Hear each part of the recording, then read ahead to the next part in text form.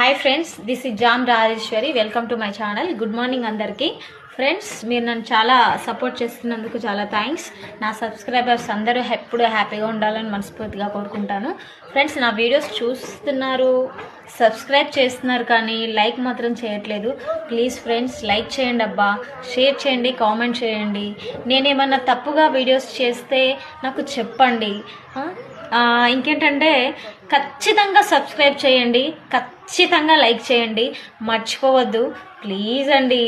Subscribe చేసి like చేయొచ్చు కదా ప్లీజ్.